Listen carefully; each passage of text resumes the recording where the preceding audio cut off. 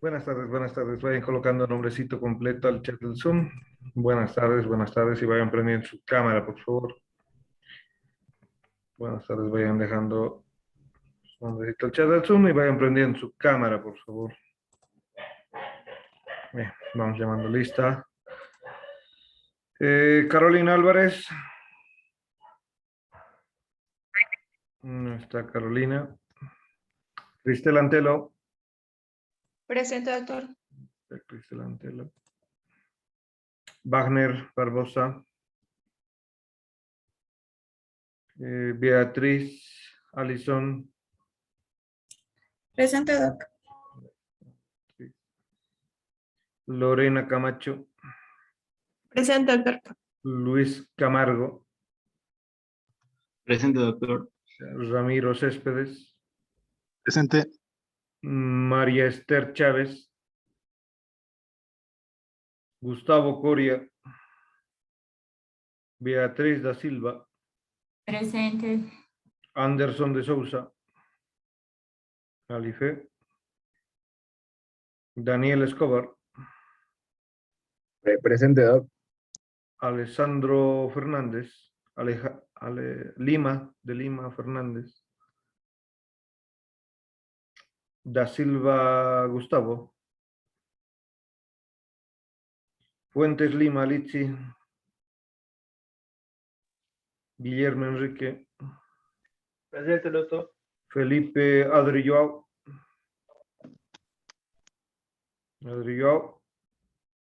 Marcelo Justino Guerra. Presente, doctor. Buenas tardes. Jonathan Leite. Buenas tardes. Jonathan Leite.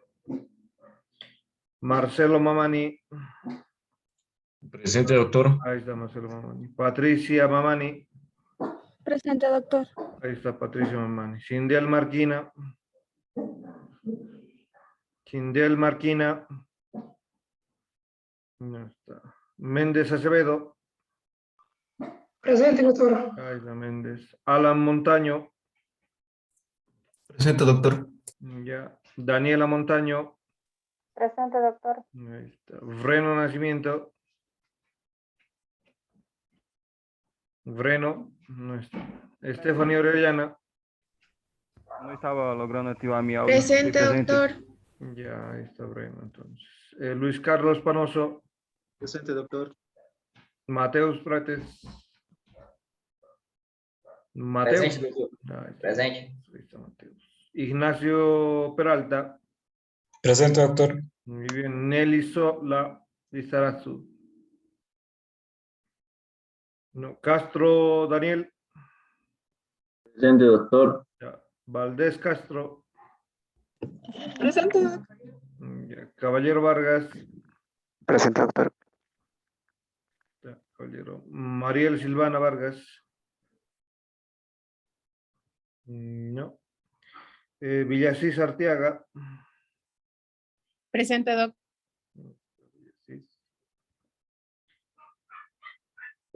Marifé Villasís Arteaga.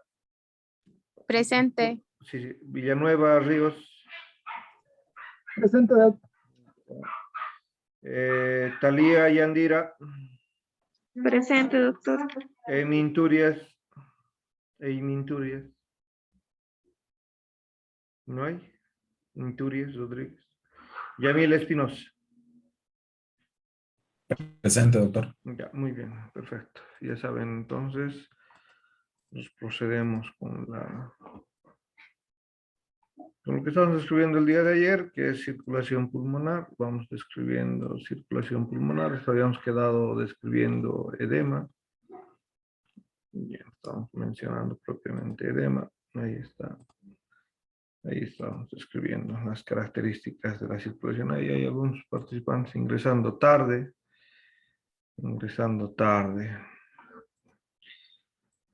Bueno, entonces acá tenemos las presiones. Recordar que hemos mencionado las presiones de salida y las presiones de entrada, ¿no?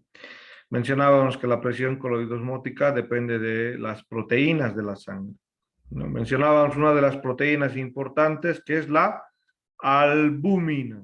Tengan en cuenta para Esto que representa las fuerzas que permiten el ingreso, ¿bien?, o impiden la salida. Entonces, eso es las características de esta. Y estábamos mencionando edema pulmonar. ¿Qué mencionábamos de edema pulmonar? Entender bajo esas fuerzas que hemos descrito, como la presión coloidosmótica del capilar, la presión hidrostática del capilar, la presión intersticial y la coloidosmótica intersticial, que si existe una presión neta de filtración, es de un valor de 1. Ayer ejemplificábamos las causas de edema pulmonar. Una de las causas es el incremento de la presión coloidosmótica capilar, ¿no? Entonces, acá la característica de hablar de este valor, ¿no? Decíamos, si hay una alteración de la presión coloidosmótica, quiere decir a menos 27, menos 26, por ejemplo, menos proteínas. ¿Quiénes tienen menos proteínas? Los cirróticos, por ejemplo. Las personas caquéticas, desnutridos, por ejemplo. Entonces, estas personas tienen tendencia a desarrollar edema pulmonar, ¿no?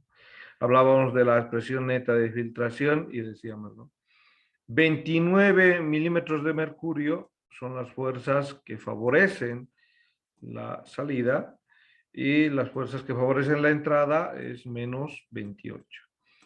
Decíamos, este valor de menos 28, que es la presión coloidosmótica del capilar, puede variar por la concentración de proteínas del paciente. Y la concentración de proteínas del paciente puede fallar o puede alterarse por diferentes enfermedades. Entonces ahí cuidado con los anémicos, bulímicos, desnutridos. ¿Sí? Entonces ahí la característica de una de las ejemplificaciones para el edema. No es la única, ya que entendíamos que la insuficiencia cardíaca izquierda y la valvulopatía mitral, al ver que existen alteraciones de la válvula anatómica, la sangre retorna por donde vino. ¿Qué quiere decir? Va a ir en el sentido contrario, él debería ir normalmente, del ventrículo a la arteria aorta. Va a volver del ventrículo izquierdo a la aurícula izquierda. Entonces, la aurícula izquierda, lo normal era que decíamos de 2 a 5 milímetros de mercurio. Y con la insuficiencia cardíaca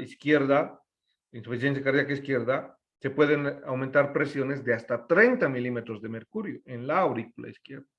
Y eso precipitar a la salida hacia el intersticio, un edema pulmonar. La lesión de las membranas de los capilares sanguíneos pulmonares también produce las características del edema pulmonar. ¿Qué va a hacer el factor que va a lesionar la membrana capilar? Las neumonías, ¿no?, las neumonías bacterianas, tuberculosas, por COVID-19, ¿no? Entonces, las neumonías lo que van a hacer es también un edema pulmonar. Se va a encharcar el pulmón, ¿no? ¿En dónde se va a encharcar el pulmón? En el intersticio. Este espacio se va a llenar de agua, aquí, se va a llenar de agua. Y la presión en este espacio, en este intersticio, va a colapsar los alveolos. Va a ser mucho mayor y va a ir a hacer un colapso del alveolo. Y si hay un colapso del alveolo, entonces no se va a poder realizar el intercambio gaseoso y el paciente va a morir ahogado, ¿no? Entonces, hay algunas sustancias tóxicas, como ejemplifica Guyton, el dióxido de azufre, por ejemplo, el monóxido de carbono, por ejemplo, que también van a producir el daño de las membranas, ¿no?, de los gases. Y de la misma manera pueden producir un edema pulmonar. La rapidez de las personas o lo que le lleva a la muerte a estas personas con edema pulmonar agudo es justamente esa incapacidad del alveolo de realizar el intercambio gaseoso. Bien, entonces, esa característica, el pulmón tiene algo que se llama el factor de seguridad. ¿Qué es el factor de seguridad para el edema pulmonar? Entonces, con la experimentación, dice Guyton incluso, sobre animales, Se ha mostrado que la presión capilar pulmonar normalmente debe aumentar hasta un valor que permita un factor de seguridad para evitar el edema pulmonar. Repito entonces, existe un factor de seguridad para el edema pulmonar mostrado en animales que permiten valorar que la presión capilar pulmonar aumente hasta un valor que impida desarrollar el edema pulmonar. Bien, entonces, es un factor la presión capilar para ayudarme a evitar el edema de pulmón. Bien, si yo tengo esta característica, otro de los factores que me ayuda a este factor de seguridad es el drenaje linfático. El intersticio, si ustedes recuerdan anatomía, histología, este intersticio, ¿a dónde va a ir el líquido de este intersticio? O va a ir hacia las vénulas o va a ir hacia el sistema linfático. Y acá de amarillo, Guyton me está mostrando que el intersticio, el líquido intersticial, se está yendo a los vasos linfáticos.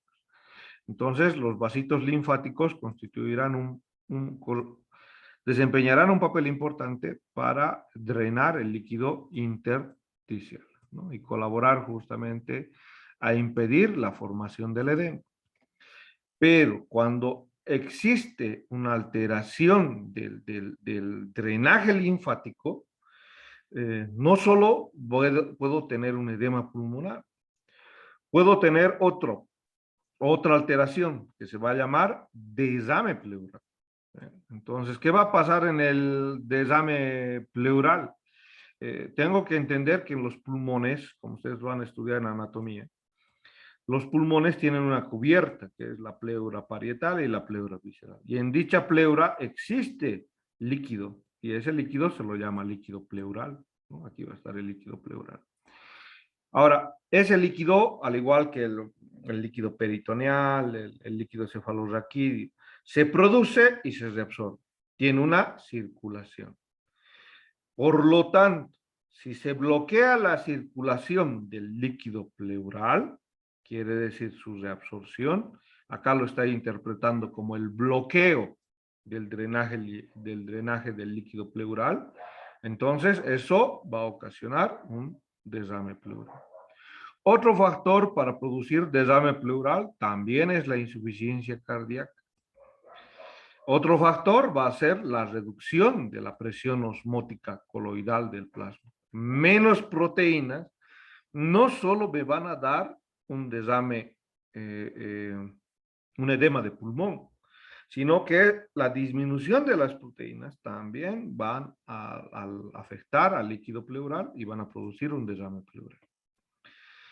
Otra característica, obviamente, son las infecciones. Al destruir la membrana, la integridad de la estructura, las infecciones como las neumonías, las tuberculosis y el COVID-19, aumentan la permeabilidad y van a producir un desame pleural. Estas son las causitas para entender que se produce un desame pleural.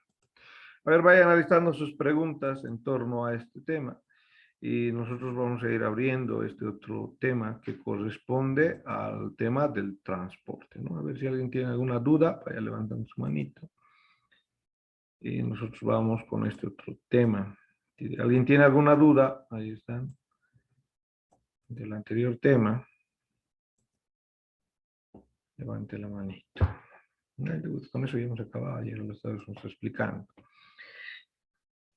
Una característica importante para entender el principio físico del intercambio gaseoso es entender a los gases.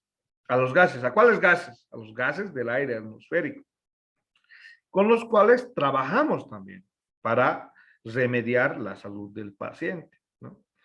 Entonces, así como los mecánicos se encargan de entender cómo funciona el motor, dónde vamos a cambiar el aceite, las bujías.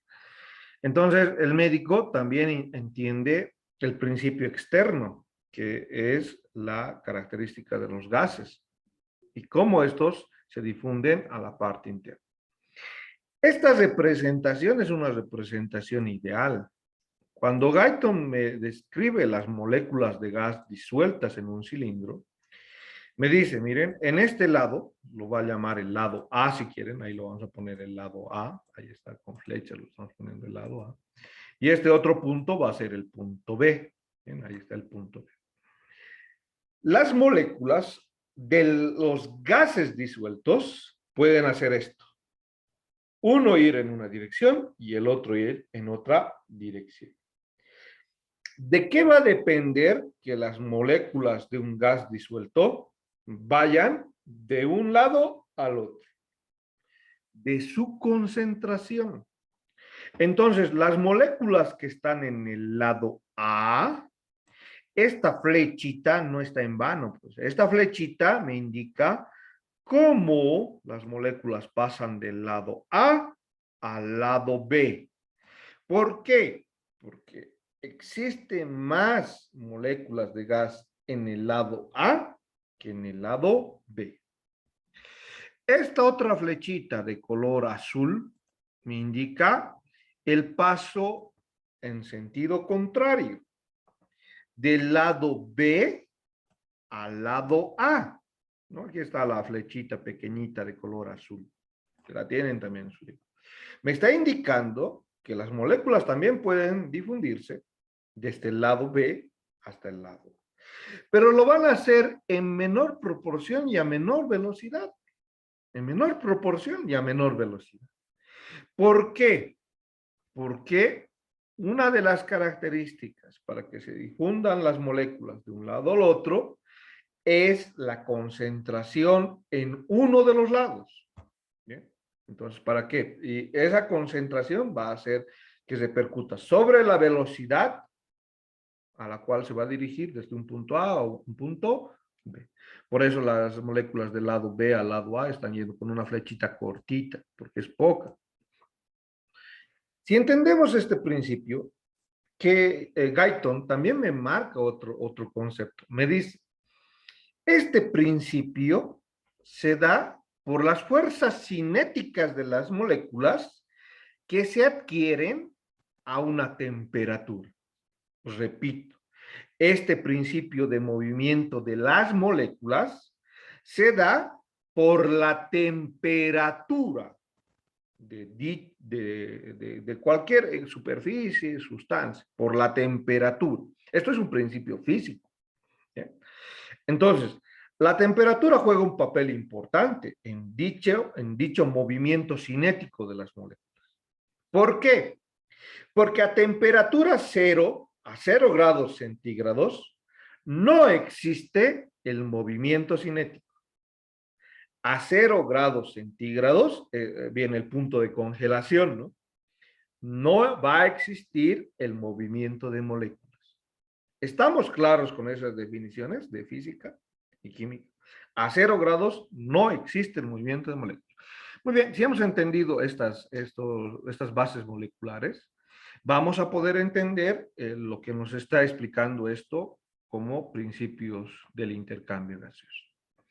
Lo siguiente a analizar para el intercambio gaseoso. Hasta ahora, los capítulos previos me han hecho entender la circulación. Me han hecho entender los volúmenes que maneja el pulmón. Este capítulo me va a hacer entender el aire y sus presiones. Para luego el siguiente capítulo entender el transporte. ¿Bien? Entonces estamos yendo en un orden correlativo. Primero hemos entendido una dinámica del pulmón con la caja torácica. Luego hemos visto circulación. Y luego de circulación estamos viendo estos principios del intercambio gaseoso. Decimos entonces, el aire que ustedes respiran, si salen a tomar el aire, no se escucha, todos están, quédense en casa, quédense en casa.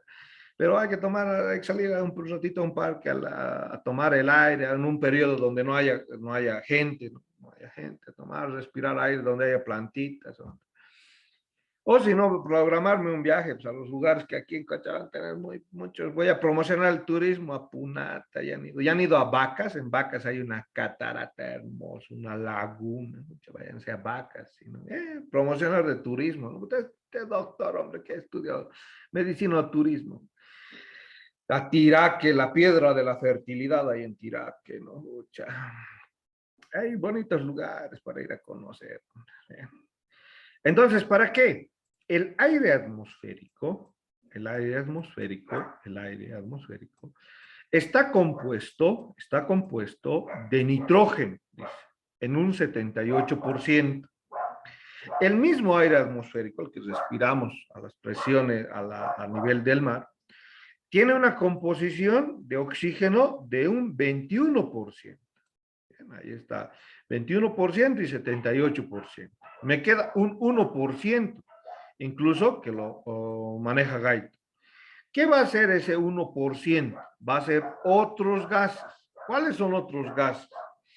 Va a haber monóxido de carbono en el ambiente. Bien, entonces va a haber monóxido o dióxido de carbono, ¿no? Entonces, cualquiera de los dos gases, ya saben la diferencia entre una u otra molécula. Entonces, ahí está, pueden existir estos otros gases. Dice Guyton, las presiones a partir de estas concentraciones de gases en el aire atmosférico representan aproximadamente 760 milímetros de mercurio. 760 milímetros de mercurio. Eso es una presión atmosférica. Podemos decir entonces, si 760 milímetros de mercurio representa la presión atmosférica, esta presión se ha denominado para la analogía como una atmósfera.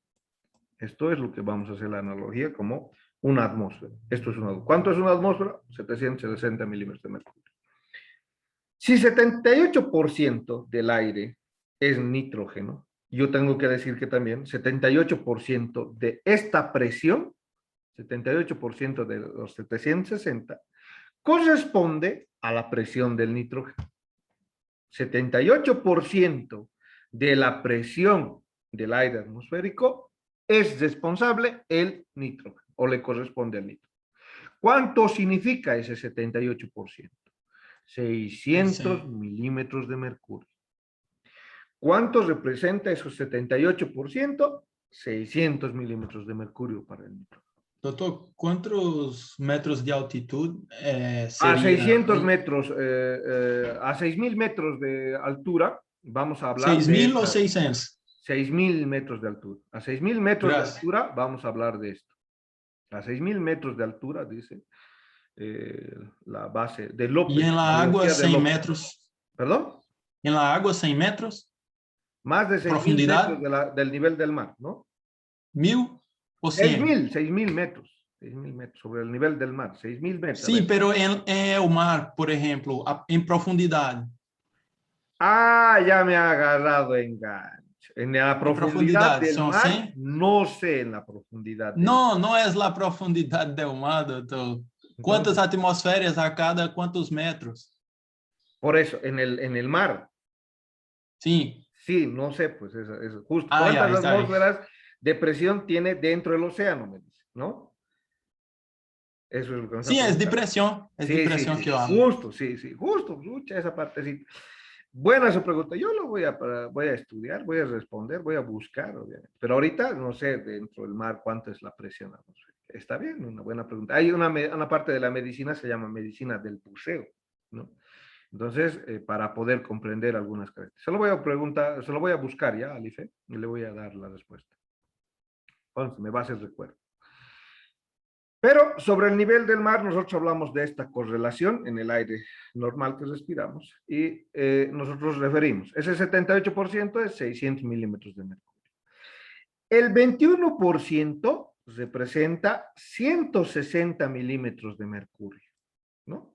En el 21%, 160 milímetros. Cintia Lorena, mi rescatista, tal vez me va a rescatar también, y ella debe saber sobre el mar. Me va a preguntar otro. En buceo, doctor, se cuenta 10 metros, 2 atmósferas en el mar. Ah, ve, mi rescatista me ha rescatado. Ahí está, Life. Ahí está. Si lo vamos a Muchas comparar. gracias. 10 metros, 2 atmósferas. Bien, ahí está. Breno Nacimiento. Por isso que os relógios são contados assim, impermeabilidade por a atmosfera. Tanto que hay relógios que hasta 5, o sea, que son 5 Esta vez estamos atmósferas abajo aprendiendo. de... Sí, porque hay relojes de buceo, ¿no? Sí. Eso, pues ven, entonces a 10 metros, 2 atmósferas. Ven, ahí está Cintia. Muy bien, Breno y Cintia, gracias.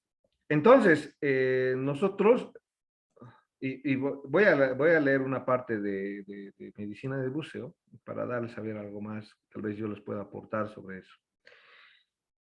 El oxígeno va a representar 160 milímetros de mercurio en el aire, ¿no? La presión de la atmósfera, el oxígeno le vamos a encargar 160 milímetros de mercurio. ¿Para qué nos interesan estos conceptos en la parte del ser humano?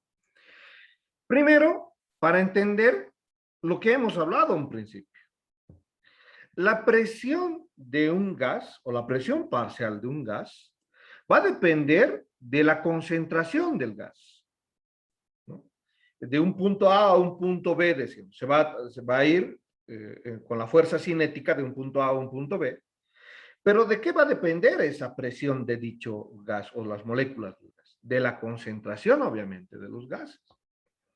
Y de algo que Guyton me refiere como un coeficiente de solubilidad para los gases.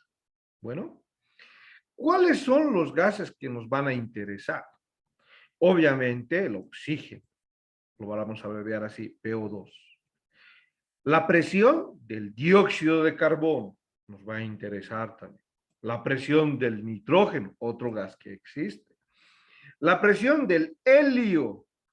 El helio también es otro de los, no solo monóxido de carbono, ¿no? Dióxido de carbono, helio también existe. Y la presión del agua. Eso nos va a interesar dentro de esto que estamos hablando. Muy bien, ahí está. PO2, que no se los olvide nunca, incluso cuando nos vayamos a rotar terapia intensiva. PCO2 tampoco, ¿bien? Que son los gases que más manejamos. ¿Bien? Y los terapistas también manejan la pH2. ¿Bien? Y vamos a ver por qué los terapistas manejan la presión del agua. Vamos con esta característica de los coeficientes de los gases que me da Guyton. Entonces, acá está el coeficiente del oxígeno, 0.024. Pero tiene mayor coeficiente de solubilidad el dióxido de carbono que el oxígeno. Así entendemos cómo en una persona le entra más rápido el monóxido de carbono o el dióxido de carbono que incluso el oxígeno. Entonces acá está el dióxido de carbono que le entra más rápido. Aquí levemente el monóxido de carbono, levemente menor que el oxígeno. El nitrógeno es mucho menor, el helio también. Y quienes están compitiendo para entrar al cuerpo, estos dos. El dióxido de carbono obviamente le gana al oxígeno. ¿Por qué? Porque tiene un coeficiente de solubilidad mucho mayor. Bueno, si ya tenemos los coeficientes de solubilidad, hemos hablado de las concentraciones de los gases, ¿qué otros factores van a afectar la velocidad de difusión? No solamente la concentración y no solamente el coeficiente de solubilidad. También tendrá que responder a este factor de velocidad de difusión la estructura donde se va a desarrollar dicha difusión. ¿Cuál es la estructura? Obviamente la estructura es mi alveolo. En el alveolo se va a realizar va a haber este intercambio de gases. Muy bien, ahí está recordándonos Guyton, obviamente la solubilidad del gas, pero nos interesa el alveolo. Nos va a interesar el área transversal donde va a estar el gas. Pero el área transversal, ojo, no nos olvidemos que el alveolo tiene una capa de líquido. Y esa capa de líquido que está disminuida en su tensión superficial por el surfactante, ¿no? Porque tiene lípidos, tiene apoproteínas, iones de calcio. Muy bien, otra cosa que afecta la velocidad de difusión es la distancia que debe difundir el gas. Imagínense que esta pared sea gruesa entre el alveolo y el vasito. Gruesa, no delgada, como normal y fisiológicamente la arquitectura divina ha creado al ser humano. Entonces, que sea gruesa. Va a alterar la velocidad de difusión de los gases. Otra cosa, el peso molecular de los gases. No pesa igual el helio que el oxígeno. ¿Se han dado cuenta cuando esto? Cuando han inflado un globo con helio. A ver, Inturias, Amy. Amy, active audio.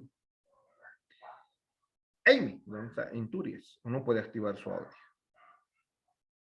Amy, ¿quién es Amy? Sí, doctor. ¿Le han regalado globitos con helio alguna vez? No, la verdad. ¿Ha visto no. globos con helio? Nunca. Sí, he visto. Ah, ¿hasta dónde se van los globitos con helio? ¿Se van al cielo, no? ¿O no se van? Sí. ¿Por Sí, qué? se sube. Porque el peso molecular del gas, del helio, es mucho menor que del oxígeno, ¿no? Inflan con oxígeno y el globito se va al suelo. Y otra de las condiciones importantes para la velocidad de difusión es la temperatura del líquido. ¿De qué líquido? ¿De qué líquido está hablando? Del líquido y del líquido corporal y de la superficie del mismo alveolo. ¿Cómo explicamos esto? ¿Han visto a los perritos cuando hacen temperaturas elevadas? ¿Por qué jadean mucho? Es una manera de controlar su temperatura corporal de los perritos, ¿no? Por eso jadean. Entonces, la temperatura corporal de los líquidos también es un factor que afecta la velocidad de difusión. Entonces, ya hemos dicho, a 0 grados centígrados no hay movimiento cinético. Muy bien, y si nosotros vamos y vemos las características de el alvéolo, el alvéolo participa en una dinámica, se llama la presión de vapor de agua. El agua, nosotros vamos a ir a una tablita. Acá voy a mostrar, me voy a adelantar esta tablita y voy a mostrarles esta tablita. En el aire atmosférico, la concentración de agua es escasa, dependiendo obviamente del lugar. Hay aires atmosféricos con mayor humedad que otros. Si vamos al Chapare, hombre, la humedad del aire atmosférico va a ser mayor, va a ser entre 4.7. Pero si vamos al Sahara, ahí no habrá pues, ni aire, 0.1 tal vez ¿no? En el Sahara. Este cuadro que me da Guyton me representa las concentraciones del aire atmosférico, de agua, y me lo compara con el aire humidificado. Toda la vía respiratoria, desde la nariz, porque eso lo hemos visto en el capítulo 1, tiene como función humidificar el aire. Y miren a cuánto lo aumenta las características de la presión de agua, ¿no? A 47 milímetros de mercurio es que el agua se humidifica. Si nosotros retomamos este concepto y nos vamos acá otra vez a esto, entender que a temperaturas corporales, Guyton me dice, a una temperatura normal del cuerpo, 37 grados centígrados, la presión de agua, de vapor de agua, es de 47 milímetros de mercurio. ¿En dónde? En los alvéolos, en la porción pulmonar, dentro de los alvéolos. Entonces, ahí hablamos de la presión de vapor de agua. ¿Para qué hablamos de la presión de vapor de agua? La presión de vapor de agua modifica la presión de otros gases. ¿Me dejo entender? Repito el concepto. La presión de vapor de agua modifica la presión de otros gases. Vayamos a ver esa característica de modificación. Acá tenemos una tablita donde nos está mostrando los coeficientes de solubilidad también, que me permiten el intercambio de los diferentes gases. Miren el coeficiente de solubilidad del dióxido de carbono, siempre ganándole al oxígeno, ¿no? El que más nos interesa, con el que siempre combatimos, ¿no? Ahí en los incendios forestales, ¿no? Cintia Lorena, sacamos a uno que estaba en el incendio forestal y que tiene dióxido de carbono en el pulmón. Más fácil el coeficiente de solubilidad para que ingrese el dióxido de carbono que el oxígeno. Entonces, ahí tiene más ventajas el dióxido de carbono que el mismo oxígeno. Entonces, hemos entendido esa característica de la presión de agua. Ahora, vayamos a relacionar lo que les iba mencionando. Esta presión de agua va a ir reduciendo las presiones del aire atmosférico. Miren, del nitrógeno de 597, cuando se humidifica el aire, lo reduce a 563. Esta misma presión reduce un porcentaje de la presión de oxígeno de 159 a 149. Pero ¿quién es responsable de esta reducción? Es el agua. Es la presión de vapor de agua. Una vez que el aire sea humidificado. ¿A qué temperatura? A una temperatura de 37 grados centígrados. ¿Para qué nos sirve este propósito? Ese concepto que acabo de decirles que disminuye la presión de vapor de agua, la presión de los otros gases, se llama dilución.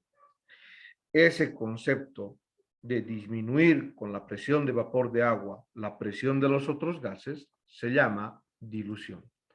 Todos los demás gases que están en el aire inspirado van a disminuir, van a diluirse por la presión de agua.